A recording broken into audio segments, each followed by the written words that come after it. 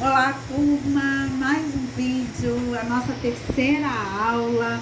Primeiramente, eu quero dizer para vocês, hoje será a nossa última aula de contexto pedagógico da nossa apostila. Semana que vem a gente tem nossa prova e a entrega do trabalho de módulo. Não esqueçam, o trabalho de módulo ele ajuda muito na hora da prova. Então, entregue um trabalho de módulo, vai estar lá na plataforma, o localzinho para vocês colocarem a entrega do trabalho de módulo de vocês, ok? No mais, vamos começar a nossa leitura de hoje. Vamos para a página 5 da nossa apostila. Hoje a gente vai falar o texto literário em sala de aula, como a gente vai abordar esse texto, de que forma, como a gente pode fazer. Temos um vídeo também bem legal que vai falar um pouquinho de como você vai fazer essa leitura na sala de aula, como você pode expor para os seus alunos numa rodinha de conversa, falar um pouquinho sobre biblioteca. Então a gente vai ter um contexto legal para a gente abordar nesse assunto, ok? Então vamos começar. Lá na página 5, o texto literário em sala de aula já começa assim, ó. A escolarização do texto literário é algo que deve ocorrer, mas de forma adequada. É papel da escola formar leitores, e isso requer um trabalho cuidadoso com a literatura. Além, é claro, dos outros tipos de leitura que não é literária. Lá no terceiro parágrafo diz assim, ó. As experiências efetivas de sujeito comum que temos no contexto escolar contribuem para a nossa formação individual, em todos os aspectos. Assim, a formação do leitor também prepassa o ambiente escolar, sendo, pois, tarefa primordial da escola ensinar a linguagem verbal, nas modalidades oral e escrita, seja na produção textual, seja na leitura e na compreensão do texto. Então, aqui vem dizendo que cabe à escola fazer isso. Mas cabe não só à escola, mas também à família, a um adulto, fazer esse intermediário. Lembra da nossa aula passada? Essa apresentação à leitura aos nossos alunos. No outro parágrafo diz assim, ó, nesse campo, a escola tem realizado uma prática segundo a qual os alunos passam a semana copiando textos e decorando listas de coletivo, superlativo, aumentativo, diminutivo, regras de acentuação e divisão silábica, ou classificação das palavras quanto a tonicidade ou número de sílabas. Então, ao invés de você pegar um texto literário e começar a falar para a criança, vamos achar uma palavra de um dígrafo, ou uma palavra de sílaba, ou uma palavra proparoxítona. Ao invés de a gente impor isso, por que a gente não faz uma leitura desse texto, ou desse ponto, ou desse texto literário, e aí sim a gente fala, será que a gente encontraria uma palavra que seja de sílaba? Será que nesse texto tem, gente? Você pode ter certeza que eles vão ter muito mais de gosto em buscar quando você aguça essa curiosidade, não só pela leitura, mas para descobrir o que se tem ali dentro daquele texto. Agora, quando é algo imposto, não é legal, né? A criança ela perde o gosto até mesmo por ler. Continuando. A insistência sobre esse tópico ou sobre exercícios mecânicos de análise sintática jamais propiciará resultados positivos em produção à leitura de texto, pois o ensino gramatical exige uma mostra de como os mecanismos se apresentam ou funcionam no texto do aluno, além do raciocínio sobre o emprego das estruturas e construção linguística. Então, nada muito imposto é legal. E quando você quer aguçar o gosto pela leitura, é legal que você deixe o aluno descobrir. Se automaticamente ele fala assim, olha, se vocês acharem na leitura uma palavra que tenha dígrafo, ou uma palavra com encontro consonantal, ou vocálico, como a gente está estudando, vocês sublinham, ou então vocês anotem no caderninho, porque se o aluno conseguir fazer isso, automaticamente tá legal não, você não tem que ler para fazer. Isso não é legal. Isso deve ser uma retardação do interesse pela leitura. Pelo contrário, né? A leitura deve ser, pois, uma atividade comum a todas as áreas do currículo e ponto de origem da compreensão do mundo. É necessário que cada professor reaprenda o que é ler e pratique a leitura, produzindo o necessário entrelaçamento entre a leitura do mundo, a leitura do não verbal e a leitura da palavra falada e escrita. Grande parte da produção da literatura infantil apresenta um caráter educativo e formador. E assim, essa produção quase sempre se vincula a um contexto escolar. Aí ele vem falando aqui que Monteiro Lobato, em um texto, um livro, né, que ele produz, A Menina do Nariz Arrebitado, que é Narizinho, né, ele inseriu na capa do livro uma observação dizendo que se tratava de um livro de leitura para a 2ª série, ou seja, hoje em dia, 3º ano. Então, o que ele fez? Ele buscou, dentro desse contexto literário, usar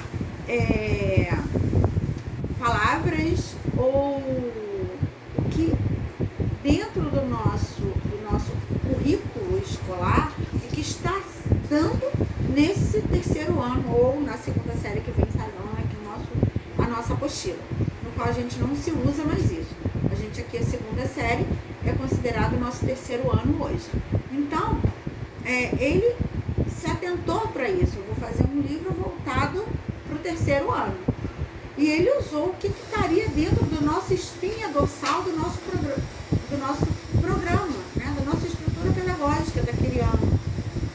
O que vai ser dado durante o ano para essas crianças do 3º ano escolar. E o que o autor ganha com isso? A compra do livro, a descoberta pela leitura, o contexto literário e, além do mais, o conhecimento de quem ele é, né? Quem é Monteiro Lobato. E o professor que ganha com isso, mais um recurso pedagógico, o qual ele pode trabalhar de maneira satisfatória com seus alunos. Então, vamos lá na página 6, vamos continuar, fala assim, ó. Assim é fato que a literatura infantil tem habitado, sobretudo em ambiente escolar. Na correria da vida atual, são poucos os pais que têm tempo para fazer essa leitura com o filho. O apelo televisivo também é muito forte. Ao invés de fazer uma leitura, o aluno, muitas vezes, prefere ver um desenho. E não só o apelo televisivo, mas também as crianças passam horas diante da televisão, diante de um celular e diante da internet e de videogame. A leitura acaba sendo uma atividade que os próprios pais deixam a cargo da escola, porque até mesmo os pais, principalmente aqueles que gostavam de ler, hoje em dia estão esquecendo como é bom a gente voltar a ler. A gente está sempre lendo, descobrindo, a gente aumenta o nosso vocabulário, a gente aumenta a possibilidade de uma melhor escrita, de uma melhor fala. Então, assim, automaticamente a leitura ela melhora em tudo. E eu vejo muita gente que gostava de ler hoje em dia. Quantos livros você leu esse ano? Nenhum. Não tive tempo. Mas o tempo somos nós que fazemos. E muitas vezes é necessário que a gente consiga um tempo para despertar isso no aluno. Então fala assim, ó. Essa criança também precisa ter acesso aos livros e envolver-se na leitura como alguém que leia para ela. A gente falou isso na aula passada, né? Que nós, adultos, somos o intermediário para a criança chegar a esse livro. Além disso, ver que as outras pessoas estão lendo também ajuda para sentir curiosidade de praticar dessa ação. O professor constantemente pede que a criança leia, mas ele não lê. Esse é um ponto fundamental na formação de professores. Ou seja, é necessário que nós, como professores, demos um exemplo para os nossos alunos. A gente precisa ler, entender o que a gente vai passar para o nosso aluno. Eu não posso simplesmente chegar com um livro paradidático, lançar para a minha turminha, sem eu antes saber o que se fala esse livro. Porque é muito legal, foi adaptado para a segunda série, para o segundo ano ou para o terceiro ano. Tá, mas o que se fala? Né? De que forma eu posso trabalhar ele? Eu preciso ler esse livro, eu preciso ter conhecimento desse livro. A escolarização da literatura é algo que tem gerado polêmica. Não há como ter escola sem ter escolarização de saberes, conhecimentos, artes, né? A escola é o espaço por excelência do aprendizado, das metodologias e das disciplinas. Mas isso tudo deve ser pensado na perspectiva de adequação.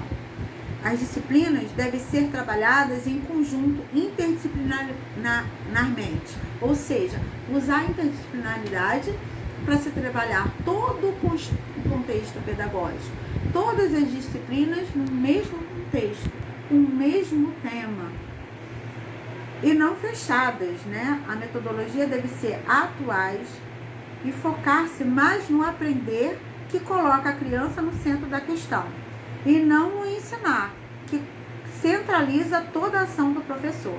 Então, é mais importante para mim que meu aluno aprenda do que automaticamente centralizar em mim a minha ação de ensinar.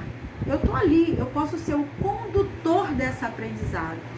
Eu não preciso ser a pessoa que vai impor o ensino. Eu posso ser o condutor para que ele possa aprender da melhor forma possível, do jeitinho dele, e eu só vou conduzindo esse saber. Da mesma maneira, há que se pensar em uma forma adequada de se escolarizar a arte, e dentre as formas de arte, a literatura.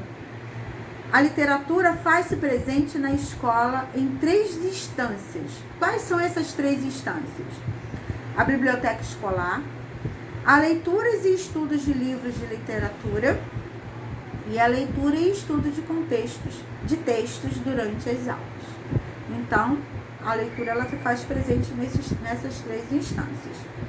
A biblioteca escolar deve ser um fato visitada e para isso deve estar organizada.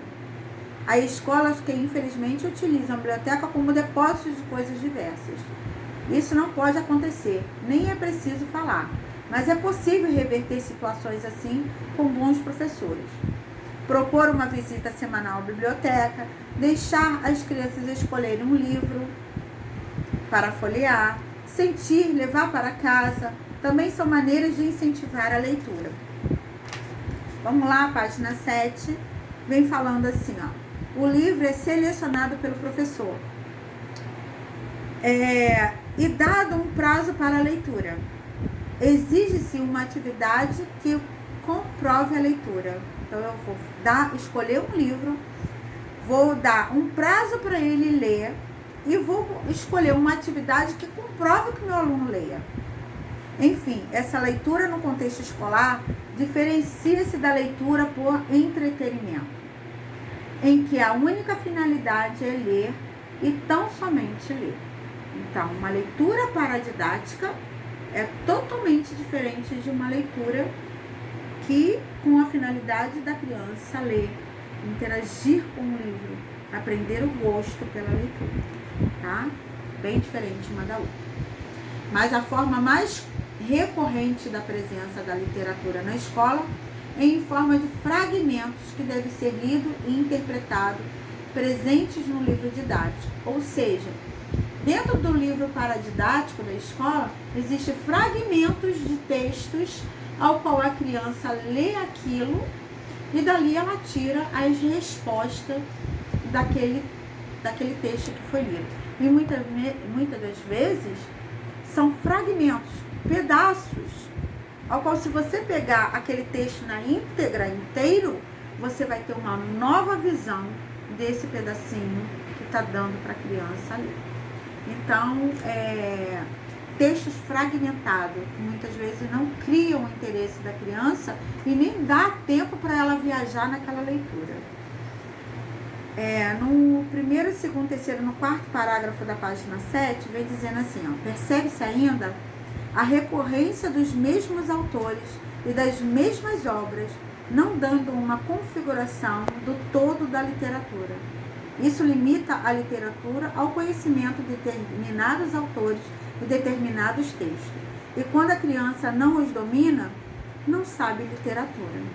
Então, se a criança ela não tem conhecimento de uma literatura por inteira, na íntegra, ela não tem conhecimento daquela história, daquela literatura. Ela tem fragmentos, que é bem diferente.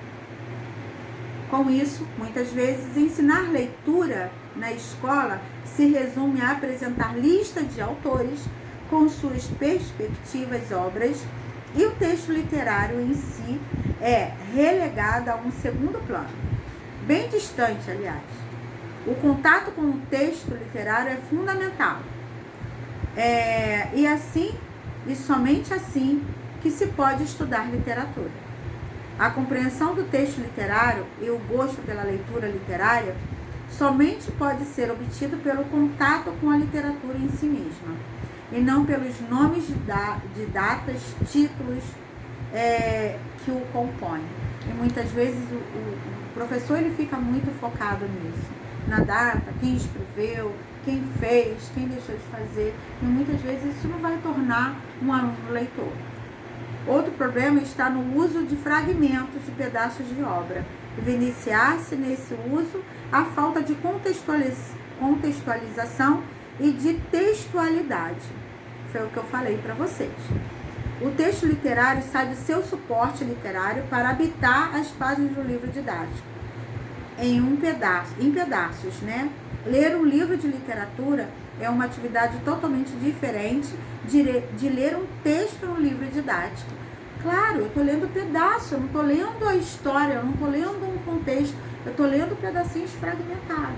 E isso não me dá a visão, não me deixa viajar nesse contexto literário.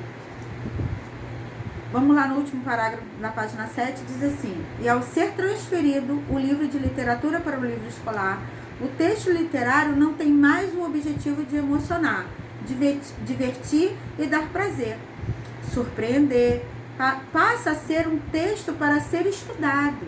Ou seja, aquilo que poderia me dar imaginação, me fazer rir, me fazer chorar diante daquela leitura, simplesmente passa a ser para mim um texto ao qual eu tenho que estudar e eu tenho que responder as perguntas.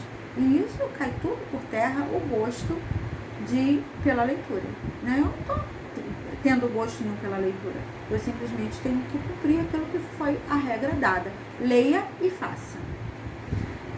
Esse estudo é característico de escolarização e não há como não escolarizar o que está na escola. Mas é importante que se escolarize adequadamente, buscando no texto literário os aspectos que compõem enquanto literatura e não outras questões que seriam mais bem estudadas em outros suportes. Então eu posso sim pegar esses textos literários, usar dentro do meu contexto pedagógico, ser um recurso pedagógico para mim como educadora, mas de uma maneira diferente, de uma maneira mais suave, ao qual o meu aluno, ele não precisa talvez copiar texto e nem tirar do livro isso, aquilo, outro. A gente pode conversar numa roda uma rodinha literária e dali eu fazer as perguntas e ele automaticamente responder sem nenhuma contextualização, como assim, o Chapeuzinho Vermelho. E quem o Chapeuzinho encontrou na floresta? O lobo mau. E quais são os outros bichinhos que ela poderia encontrar? O coelho. Legal, coelho. Quantas sílabas tem? Vamos falar a palavrinha? Coelho. Tem 3 sílabas, muito legal. Então ela é o quê? Uma palavra o quê? Trissílabo. Então ali eu vou. E sem ele perceber. Tá? Então, finalizando aqui a apostila, ele vem dizendo assim: os objetivos de leitura e estudo de um texto literário são específicos e este tipo de texto deve privilegiar aqueles conhecimentos, habilidades e atitudes necessárias à formação de um bom leitor de leitura. A análise dos gêneros de textos, de recursos, de expressão e de criação da realidade, das figuras autonarrador, personagem, ponto de vista e interpretação das analogias, comparações, metáforas, identificação e recursos estilísticos, poéticos, enfim, o estudo daquilo que é textual e daquilo que é literário. Todas essas prerrogativas resultariam em uma escolarização mais adequada do texto literário, ou pelo menos em uma tentativa de se escolarizar adequadamente e, inevitavelmente, escolarização do texto literário. Ou seja, a gente pode usar o texto literário de uma forma contextualizada, sim, mas de uma forma mais agradável, sem impor para os nossos alunos. Eu espero que vocês tenham gostado da nossa aula. Um beijo para vocês e até a semana que vem. Estudem para nossas provas e não esqueçam do nosso trabalho de módulo. Beijo!